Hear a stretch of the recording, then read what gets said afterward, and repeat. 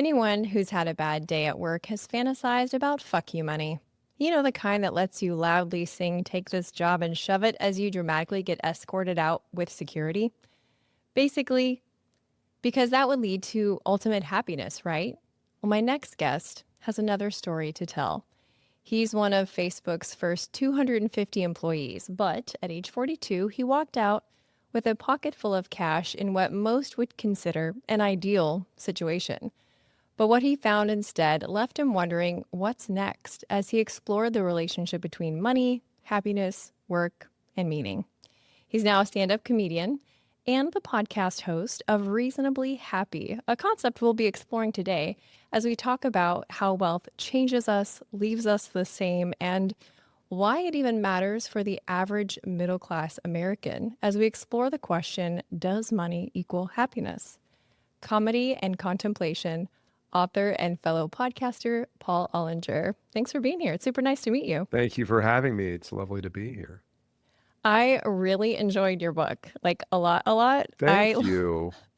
I love that you quoted the Bible and Michael Pollan in the same chapter. I was like, okay, we're going to get along just fine. I mean, we're all just trying to find wisdom where we can find it. And it turns out that the Bible had a head start, but, it tapped into a lot of themes that still resonate with people today because the operating system between our ears is exactly the same as it was 2,000 years ago, even though our technology has changed drastically in that time. And some would argue that the burning bush was DMT. So, I mean, there's... Abraham loved to party. Yeah, Jesus did turn water into wine. So, I mean, it's all relative. So, but I want to start at the point of your story where you were like, hey, you know what, Facebook, it's been fun, but we're all wrapped up here and I'm going to move on. So what motivates a person to totally bounce out on an obvious trajectory towards silly money? Well, thank you for that kind introduction, by the way. And I think just to summarize for people, that the takeaway from the FU money essay is that just because you have it doesn't mean you should say it. And that's something, you have to learn when you make mistakes under new circumstances you've always dreamed of. And sort of the net of the things that I write about are that the things that we think are going to make us happy end up not making us as happy as we think they will.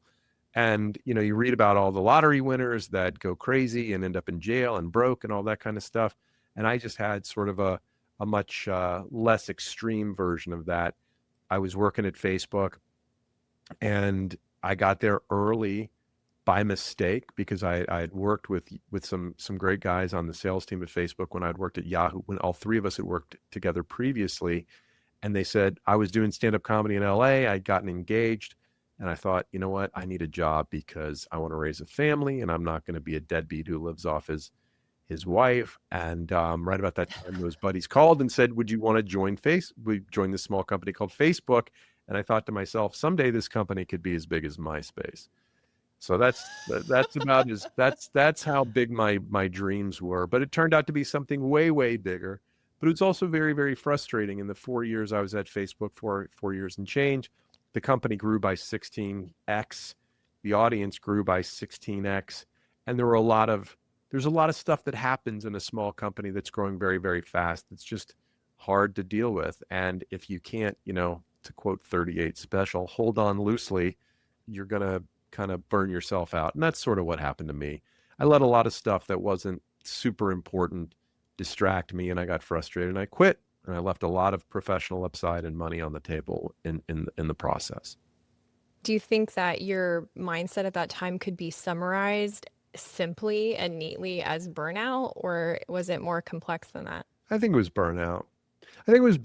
And sort of, I was already 42 and a half. So I'd been around the block once or twice in my career. To paint the picture, I mean, I'm working, 60, 70, 80-hour weeks sometimes. I have a 1-year-old at home. My wife is on bed rest with our second child in the hospital for weeks at a time. And it was just a very difficult time. And I'm also a very ambitious, motivated person. And so I probably didn't tap the brakes to the degree that I should have. I probably didn't take as much time for myself or for my health as I should have. But, when I'm in a situation, I want to win. When I'm entrusted with responsibility at a team, I want my team to exceed their goals. I didn't run the marathon. I tried to win sprints, and that probably wasn't the best career decision to make in those times. I mean, I could see where it would feel like, okay, we're all sprinting, right? Because we're growing by 16x. So there's probably a little bit of a, I don't know. Everybody was sprinting back then. There wasn't a Yeah. lot of room for people who weren't willing to sprint, but the people that were able to sort of play the long game benefited significantly by so doing. You talked about your family and obviously like the name of your podcast and your book, Reasonably Happy. And so it's it's easy and natural to think of like, okay, success is over here and a reasonable dose of happiness is over here. They live in two separate buckets. You said you're an ambitious guy. Do you feel like that ambition is antagonistic towards happiness? Not to name drop, but I'm going to name drop. But I interviewed Deepak Chopra, and he said, "Oh gosh, what was the quote? I'm going to butcher it." But he basically said mental well-being is an oxymoron. And the point is that our brains have evolved to keep us alive and keep us safe. And it is that brain that helps us achieve that also makes us miserable, because no matter how much we achieve, we want more. This is an Right. evolved human trait. Our ancestors were the ones who could survive the most. They were also the most paranoid people who lived in their generations. They survived. They passed on their genes, and we have this trait called negative filtering, through which we look for those things that can hurt us or destroy us, and we stay alive, but we miss the good stuff that's around us. And so really what this journey for me has been is an exercise in taking the time to recognize how good I have it. I've always been a bit of a discontent. In eighth grade, my classmates voted me biggest complainer. They Wow. also voted me most school spirit, which I find to be an interesting That's a dichotomy contrast. of, yeah, I really want the best. And if I don't get it, I'm going to whine until I get it. I'm either going to work real hard or I'm going to whine until I get it. That's a pattern that shows up in different ways in different parts of my life. Since my wife found that out about biggest complainer, I haven't won an argument in our household yet. Obviously, because she can always say, well, it sounds like the biggest complainer is coming out. Yeah, the journey is like, look, you can get what you want, but unless you take the time to stop and say, oh, I have what I need, I'm good, I'm happy, I am fulfilled, and then start to behave motivated by intrinsic motivations as opposed to extrinsic ones, abdicate our happiness to the outcomes of our actions instead of on the things we choose to do with our life, we'll never be happy until we really decide, you know what? I have X. I'm not going to sit here and ask for or pin my happiness on the potential of getting 2X, because once I get to 2X, I'm going to want 4X, et cetera, et cetera. The horizon, the financial horizon, never stops being out of reach. That's the definition of a horizon. Some of the people I've interviewed, there's a guy named Mike Norton, who is a Harvard Business School professor, and he did a study with a woman named Liz Dunn from the University of British Columbia. They wrote a book called Happy Money. In it, they talk about a study that they did where they interviewed millionaires and said, how happy are you on a scale of 1 to 10? And they said, okay, considering what you said you are now, what would it take you to get to a 10? And they all said 2 to 3x what I have. So Hmm. it doesn't matter how much you have. If you sit there and think, I'll be happy when I get twice what I have, and I certainly think that too. We have a lovely life. We do lots of great things, but boy, wouldn't it be nice to have a NetJets card, that kind of thing. Boy, wouldn't it be nice to take 4 trips a year instead of 2? Wouldn't it be nice to have a lake house? Or if you have a lake house, wouldn't it be nice to have a beach house? These things never, ever stop. And so we have to choose to stop and be appreciative, or we'll never be appreciative. When I think about like people who are in these jobs that are, traditional jobs, well, I guess even non-traditional jobs, but ones that produce the opportunity to get more in the linear way that you're describing it. Like, okay, now we have a second house or now we have a Mm-hmm. better car or whatever. You said in your book that more than half of the top 1% earners work more than 50 hours a week. And you said earlier, I was working like 70 or whatever. That's right. Why do executives who have the the team that they could delegate to, the money to hire more team members to delegate to, certainly they have enough money to pay for the things that they need. Like that would be the perfect scenario for you to do a 4-day work week or something cool like that. Why is it the people who have more in those jobs and have more resources, like they work a ridiculous number of hours? Yeah, that was from an interview with Daniel Markovits, who teaches at the Yale Law School. The book of Daniel Markovitz's, which I definitely remember, which I did read and did enjoy, is called The Meritocracy Trap. And basically what he's talking about, there's two issues with this. There's too much work at the top of the economic scale, and there's not enough work, and certainly not enough fulfilling, well-paying work at the lower end of the economic ladder. And so what you have is this concentration of very high paying, very labor intensive, and by labor, I mean time intensive work where you might be a lawyer at a top law firm in Manhattan or Washington, D.C. or Atlanta, or an investment banker or a consultant.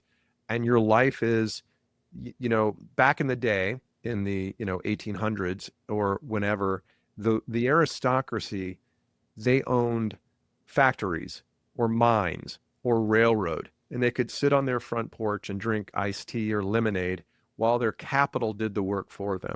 Today's working affluent and these can be people born of, in the middle class who go on and get fancy law degrees, fancy MBAs like I have, and they go to work for the top firms, Goldman Sachs, Bain Consulting, the top law firms, and their currency is the hour, are their brains, and they rent it out by the hour.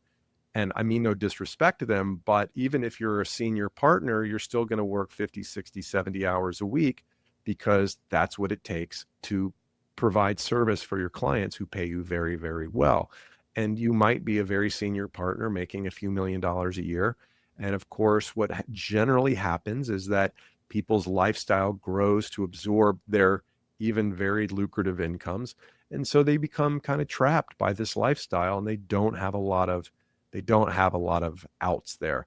But if you ask them, well, would you give up, 20% of your income for 20% of your time back? The answer is generally no, because people really evaluate themselves on the size of their paycheck. It's kind of like when the airlines say, people complain about how small the seats are on the airlines. They complain constantly, but when they go back and say, would you pay more for a bigger seat? People say no. And so you don't watch what they say, you watch what they do, and you create a system based on actions, not on words. So when you get together with your old coworkers, and I'm sure this topic has to come up. I mean, it has to, right? Like, do they just look at you and scratch their heads because they're still on that, what they perceive to be a linear path that only goes up, up, up? And you're like, hey, I'm happy and I'm, living the dream and I have a podcast and I wrote a book and I'm doing stand-up comedy. What's interesting about these professional service jobs is that you don't get an IPO generally. You don't get one big pot of money that if you hit some numbers, you're going to make $50, $100 million, whatever the number is. You're going to work every year and you're going to make, $1 million. You're going to make 1% money every year as long as you're working. And, there's a natural goal line at a certain point. You're 60, you're 65, maybe you're 55, where people go, I've had enough. I just need to get off the roller coaster. The old rat race treadmill thing is just not something you can do until you're 80 years old for most people. The thing I try to tell them is, when you jump off the treadmill and you say, even if you have enough money to live, even if you did have an IPO or, you had a big payday, everybody else's career keeps going.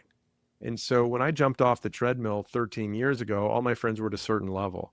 Well, a lot of those guys kept working. And so They kept putting money in the bank. They kept hitting the next, markers of achievement and affluence.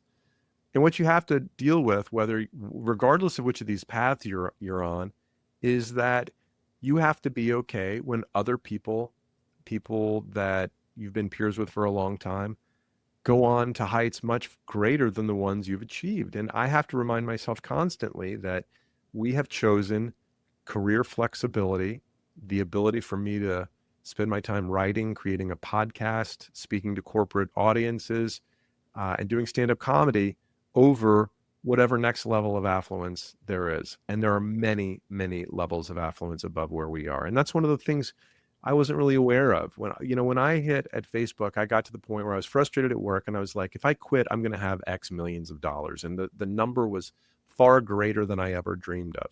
And I quit. And then you start hanging out at the country club and going to fancy places. And you're like, oh, wait, there's people out there that have billions and I know them. And if I'm to compare myself to them, that is a recipe for misery. And so you have to just stop and go like, I have what I want. I'm doing the things I want to do. If I continue to do them and I do them well, maybe I'll make some more money. Maybe I'll get to that next level. But I'm not doing them for the money. I'm doing them for the intrinsic reward because I think they're worth doing. And a lot of people have told me they get a lot out of the podcast and my writing and stuff like that.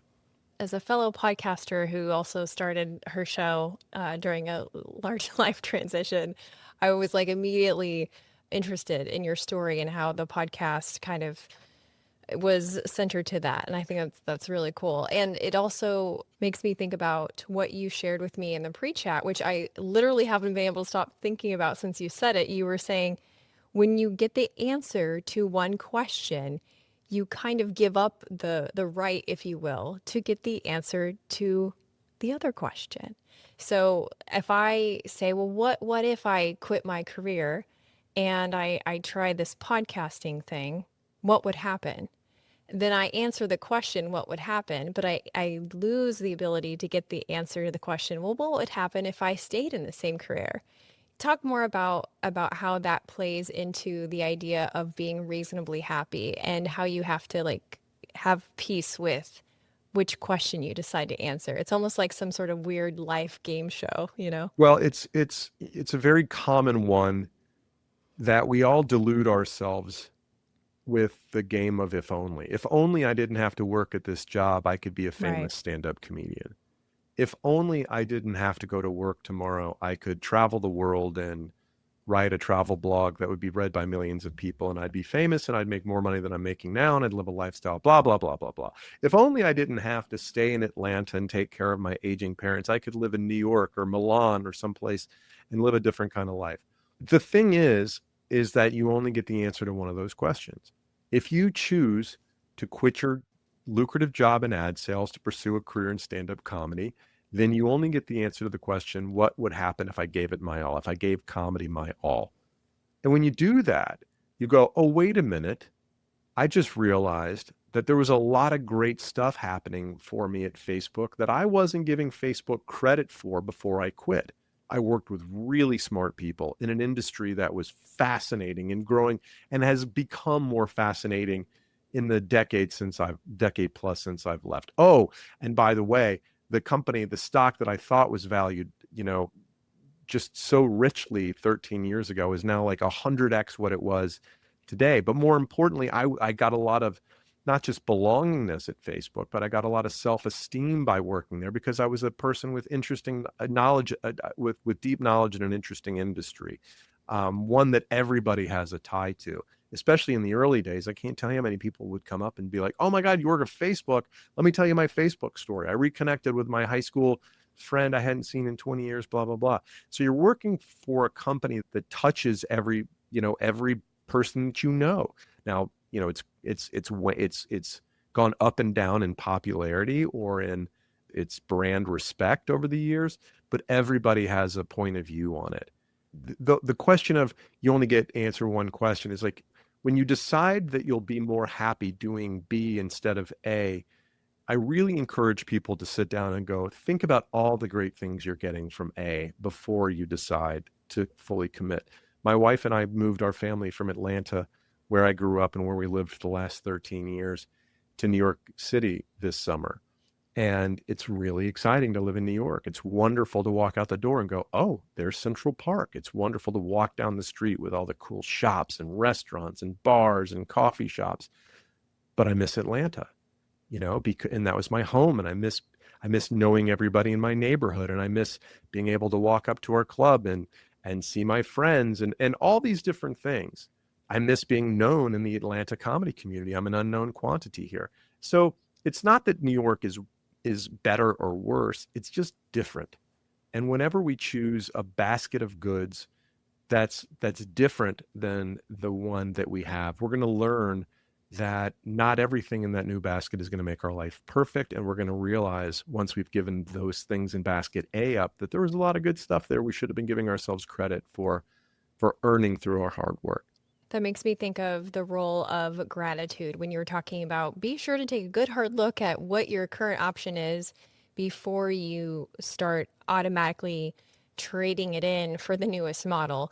And you also in your book talked about how certain levels of, I'll call it status or affluence or lack thereof, when you get to that next level, it's like a narcotic hit, where you're like, yes. And it does feel like a rush of happiness and achievement and like dopamine, but also gratitude. Like I remember I had my first car and it was cool for a lot of reasons. But then I got a Saturn Mm, and it had one of those automatic seat belts. Do you know what I'm talking about? It was like, mm, but it also definitely felt like driving in a Tupperware container because sure. I don't know, shit was plastic. Like it Yeah. was wild, right? But I just felt rich. If I had a full tank of gas and I was driving around in my Tupperware mobile, I just felt like on top of the world. Huge hit of gratitude, huge hit of like, I've made it. It feels so good. And then, in your book, you even use this example, like upgrading a Tesla to, I think you said Mercedes or something. Forgive me, I don't know cars. That's But okay. like, but like it hits a little less.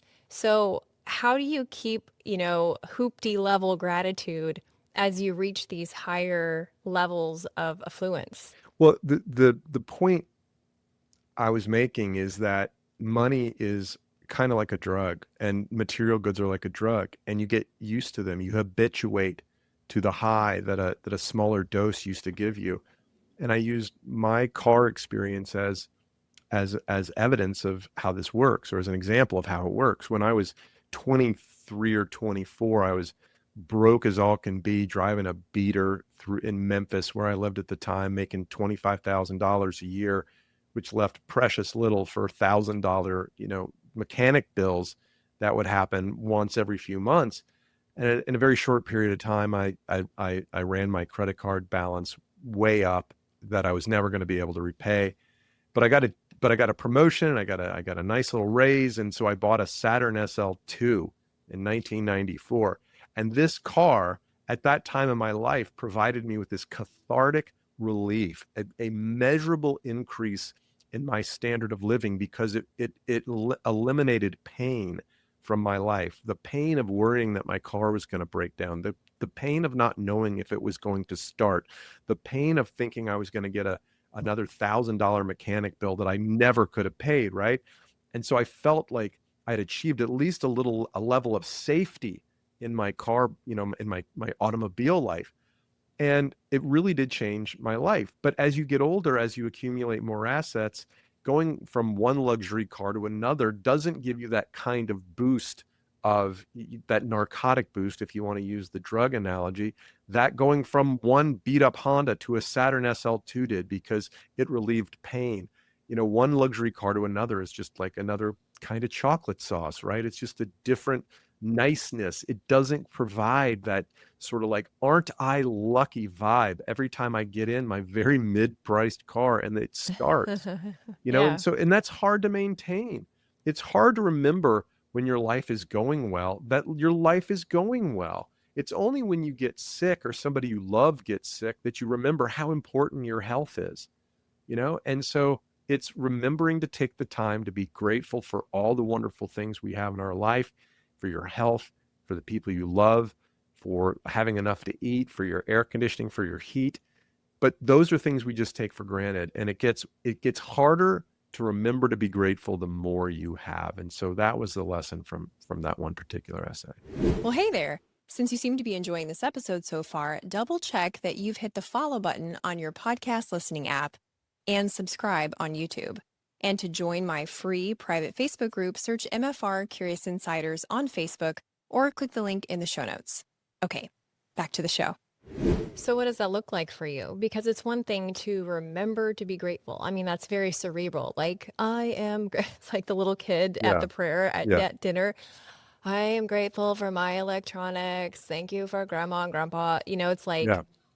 like rote memory type vibe. But there's a different thing in that very visceral feeling that comes from, your gut and like just moves upwards towards your heart. That's like a totally different level of gratitude. What's your personal, practice, I guess, to call that into yourself again? That sounds so hippie. I sound like such a hippie right now. Well, But do you know what I mean? Like, you can call it whatever you want. I mean, but I think meditation gets a bad rap as being a woo-woo thing. When I meditate, and I don't meditate as much as I should, but the more I meditate, the more grateful I am. So go figure. And meditation isn't like you're lighting incense and sitting under the Bodhi tree or whatever. You're taking time to stop and to listen to your breath, to focus on your breath, to not think.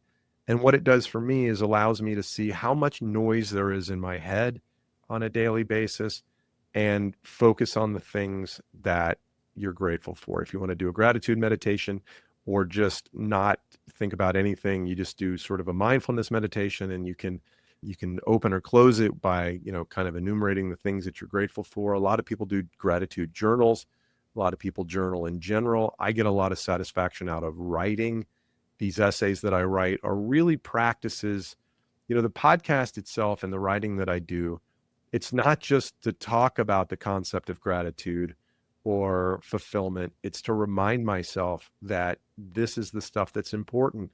And even though I do all this, I don't want to present myself as somebody who has achieved nirvana, but I'm still a grumpy fuck half the time, like I mean, and I'm not proud of that, but I'm working to try to, recognize it and find my way toward a level of equanimity on a daily basis where I sit there and I stress about, oh, my podcast not reaching as many people as I want. And by the way, it's not just money, but it's anything that you can count, right?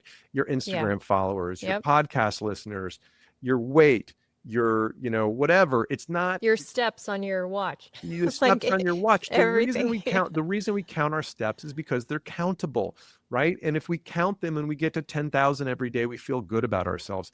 It's the same reason when the Dean's List came out in high school every month, every quarter, I would run to the Dean's List and try to see my name on it, just because if I was on there, then I was doing okay, right? We're putting our okayness, in the hands of some other metric that really isn't about us. It's like some exogenous number that means nothing to us, but we give it way more credibility than it deserves. And the things that are harder to count are things like your health, how much you're loved, how many people you love, all that kind of stuff, the quantity of love that you give or contribute to the world, how much you help people around you. You can't count that stuff, but we focus on the things that can be counted. And I do it as much as anybody. And so these things that we're talking about, the writing, the meditation, the podcast, these are just exercises for me. It makes me feel good to, if only because it reminds me to, quit being so grouchy all the time.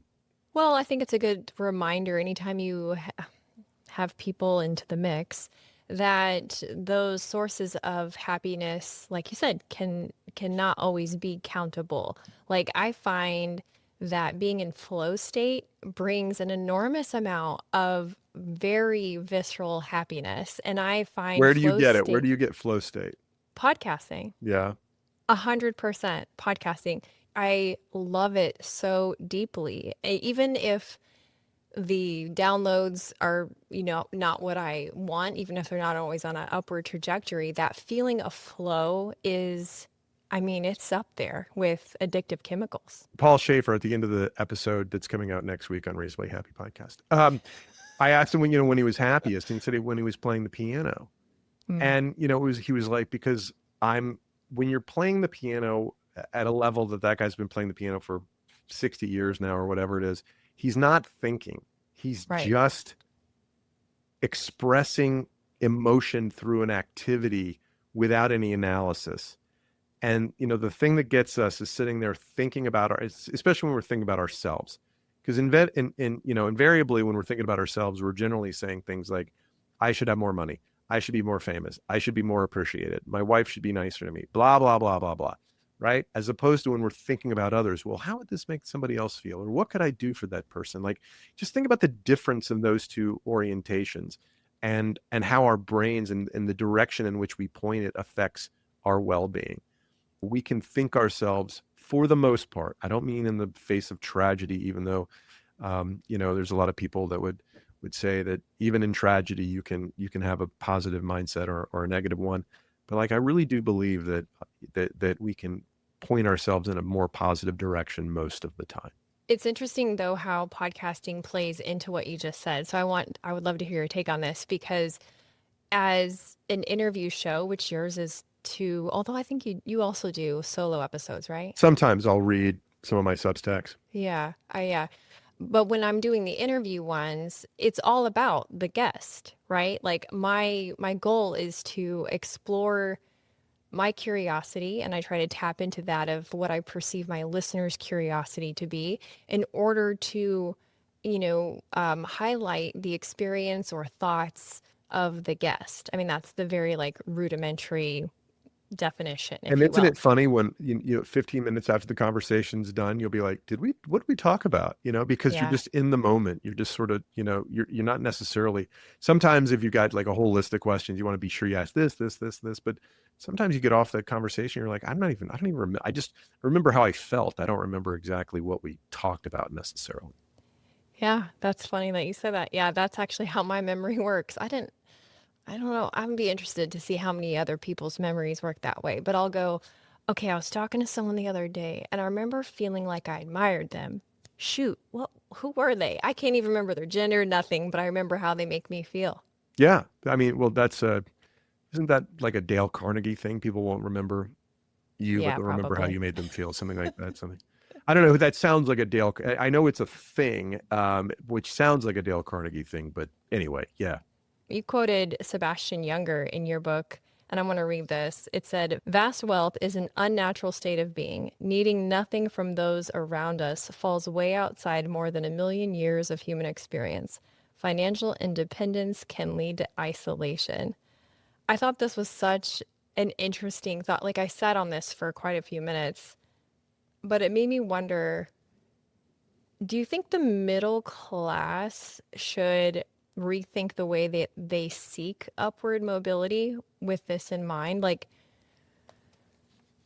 because we were talking about relationships and we're talking about like being others focused and flow state and all this stuff. And none of these are things that you're thinking about when you're trying to pay your freaking bills, Well, right? Like, because, but the fact of the matter is that almost depends how you define the middle class, but most yeah, people well into the 90th percentile of income are still struggling to pay their bills. Now, how many of those bills are actually really important or necessary? And this is another, this is the flip side of this question, which is, well, we're crippling ourselves with material things that we're stuck in jobs that we don't like to pay for things we don't need, and that kind of thing. But so many people have so little cash in their bank. You've read the statistic that like 80% of people couldn't pay $1,000 emergency hospital bill or something like that. That's a problem. yeah, And them worrying about isolating themselves in wealth is many orders of magnitude away from their net worth.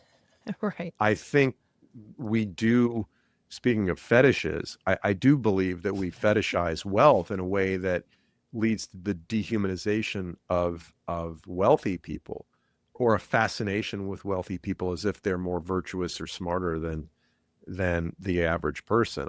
Many of them are smarter. or have found a solution to something that has provided value to a great number of people, thereby earning them a great deal of wealth. A lot of people have inherited their wealth through no brains of their own, but they are no more virtuous or smart or worthy of that wealth than the average person. None of us chooses our parents.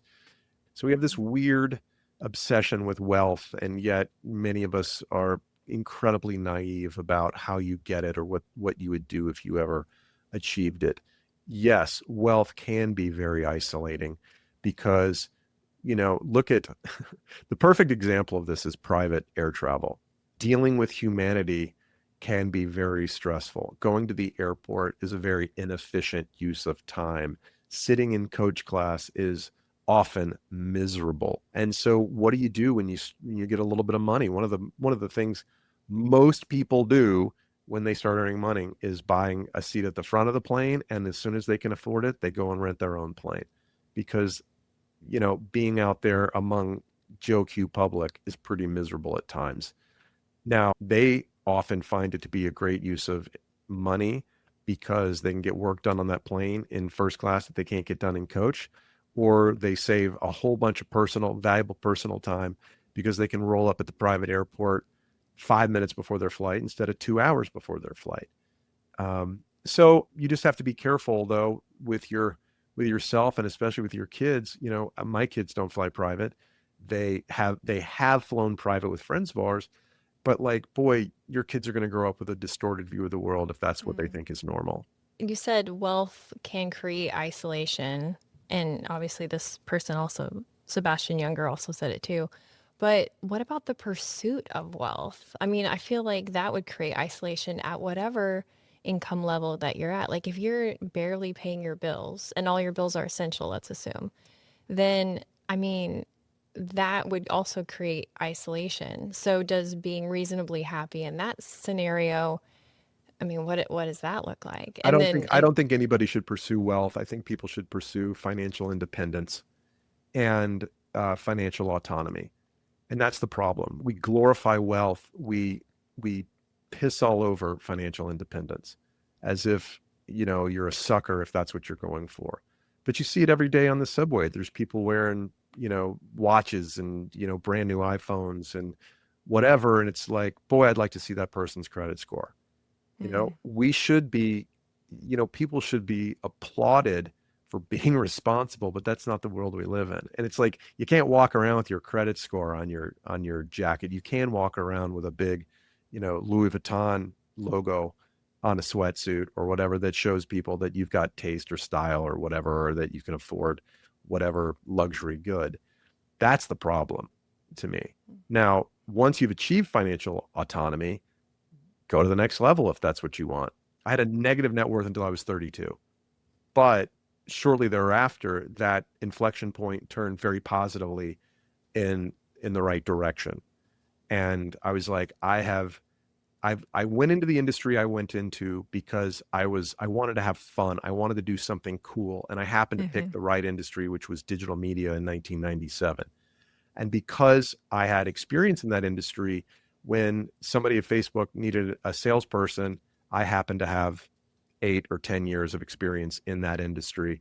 So I stepped into a job and accidentally made a ton of money. I didn't go after the money. The money happened to result from being in the right place with the right skills at the right time and having a reputation as a hard worker.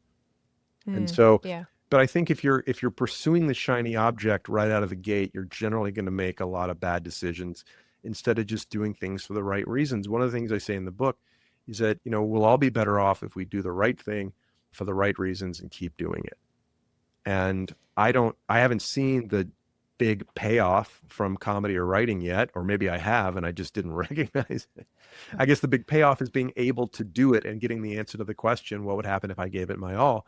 But maybe there'll be money at the end of at the end of this rainbow. Maybe I'll get a big $1 million book contract someday. Not that that's really a thing anymore, but I do believe there'll be something there. But in the end, I'm doing this thing because I think it's worth doing, and because it's an expression of myself in the ways that I find satisfying. And that is a huge luxury to be able to do that. But you might follow that earlier in your job career too, which is try to find something that you're really interested in. And I'm not saying go go do something in the arts early on, because that's very challenging to make a long-term living at. But if you find something you're interested in that could provide a career that you could grow in, being passionate about it will make you want to work harder. People will be drawn to that passion and your commitment to the space. You'll be curious. You'll want to get better at it. And at some point, you'll end up probably making some money at it. Hmm. It kind of sounds like, deciding ahead of time what makes you happy, or not deciding, but determining, recognizing what ahead of time makes you happy. Like, I think this is a Tony Robbins concept, or at least I've heard him talk about it, about your drivers. And some people it's achievement and status, others it's to be unique, Mhm. others it's freedom. And yeah, I could see where that would be very helpful, especially in creative spaces, right? Like for your podcast, I imagine, or I would hope, I guess, that at the beginning of it, you would go, okay, what after 5 years of podcasting, what will I look back on and go, yep, I'm glad I did this. Like, what Mhm. will make me go, this was a great idea. I'm glad I invested all this time and money Yeah. Yeah. to do this, and what is that answer? And so I think that I think they call that mind traveling. I think that mind time traveling could be helpful for anyone in any socioeconomic place to go, okay, what's next? But make that next thing meaningful and not just measurable, not just outwardly countable, as you said. I think I would have had, if you would have told me 6 years ago when we started this, what my results would have been, I would have been disappointed in one level and very excited on another. Hmm. If you'd have told me 6 years ago that my numbers would only be what they are today, which are real but modest, I'd be like, I'm going to put 6 years in. I'm going to spend, 6 years of editing 40 podcasts a year. It's tens of Yeah. thousands. It's a hundred Yeah. thousand dollars, right? Yeah. And by the way, I have figured out how to monetize podcasting. And for $10,000, I will talk any of your listeners out of starting a podcast, thus saving them $50,000 on average. But Now, six as a years in, podcast producer who makes her money from helping others launch and produce their podcast, well, I listen, would probably have to argue. if you want to be honest with people, like if you're going to do this, 6 years, 100 grand, dozens of hours, well, not dozens of hours per episode, but like a half dozen hours per episode on average, and you have this audience. Okay, that's a real audience, but it's not huge. I'm not famous. On the other hand, if you would have said, you're going to interview LL Cool J, Judd Apatow, Stephen Van Zandt from the E Street Band, uh, uh, Deepak Chopra, Paul Shea, all these people that I've talked to, people that you've never met in your life will email you from countries around the world and say, hey, I really enjoyed the conversation you had today. It helped me think about this situation I'm having in my life. You will have a stronger connection with friends that you went to school with 30 years ago, Yeah. who will tell you that the work you're doing is valuable for them as they navigate life's ups and downs. And you will build relationships with people you never imagined meeting. You go, huh, that sounds very satisfying. And it is. But the things we think are going to make us happy, or the things we think we need to be satisfied, are not necessarily the things that actually deliver that satisfaction. Final question. Are you reasonably happy? I am very reasonably happy. And part of that is having the right expectations that some days you're going to be grumpy and it's okay. Thank you so much for this chat. I really loved the excuse to get to know you. I enjoyed your book. So thank you so much. Tell people where they can find your book and yeah, give a plug for anything else you want to promote, your Well, podcast or thank you, Meredith, for having me on. I really appreciate it. And it's Mhm. very nice to talk to you as well. You can find my writing at words.paulollinger.com. And Ollinger is Ollinger. My book is available at Amazon, a little Oh, bookstore wait, there on here. the web. Say it again. Book is My book available is called on Amazon. Reasonably Happy, and it's available on Amazon. And my Instagram is at Paul_Ollinger. Thank you again. Thank you. Thanks for listening. Since you've made it this far, I'd like to invite you to be a part of my private Facebook group.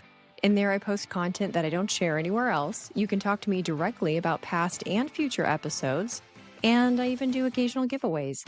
Search MFR Curious Insiders on Facebook or click the link in the show notes. If you liked this episode, you'll also like the one with the researcher exploring the idea of your own happiness being politicized against your will. That's episode 330. And stay tuned next week when I talk with an industry professional asking if recycling is really a scam. Until then, keep it curious.